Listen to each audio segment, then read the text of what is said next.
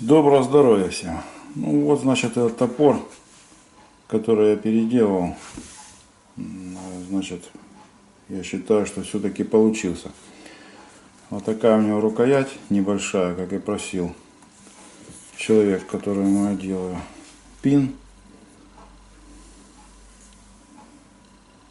Получилось ставить. Очень красиво получилось, я так считаю. Вот. И ручку я все-таки сделал немножко по-другому. Вот здесь вот этот набалдажник, вот этот грибок, он в этот раз немножко больше, что я считаю как бы соответствует с головой самой топора. Там было поменьше, она как бы так немного куца как-то смотрелась. А вот так очень даже неплохо. Вот. Чехол из кожи растительного отдубления. Вот пробойничками сделал такую штуку. Вот. Здесь вот так вот.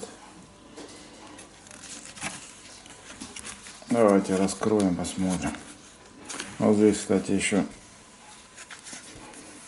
5 клинышков.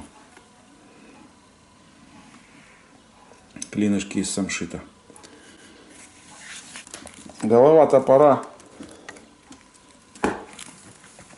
Это сталью 8А завода Ижсталь.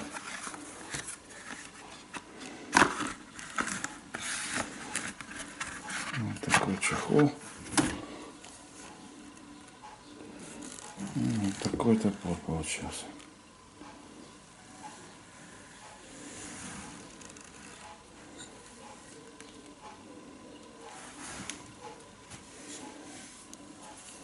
Дерево, конечно, дерево мне нравится больше всего. Очень красивое. Ясень оливковый.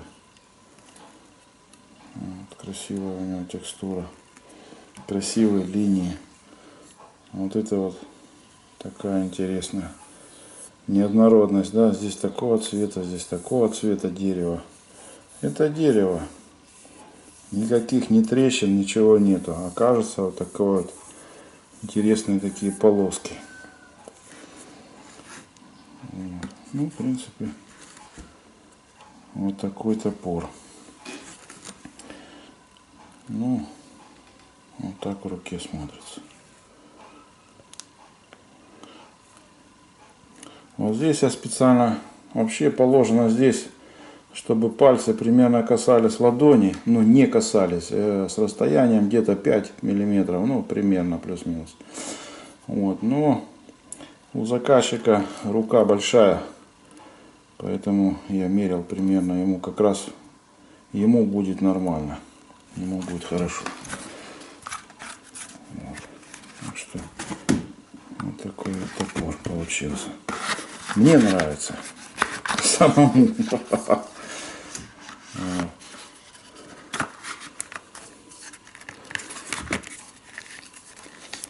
Как говорится, были бы деньги, себе поставил бы. А здесь сделал, конечно, туговатую шлепку, но я знаю, что она со временем растягивается, расхлебывается, поэтому сделал туговатую. Ну вот, в принципе, и все. Пин мне тоже нравится так. Ни разу так не делал, вот в этот раз решил сделать, чтобы именно ручка была с пином. Ничего, нормально. Ну, в общем, вот это и все. Все, до следующей встречи, пока.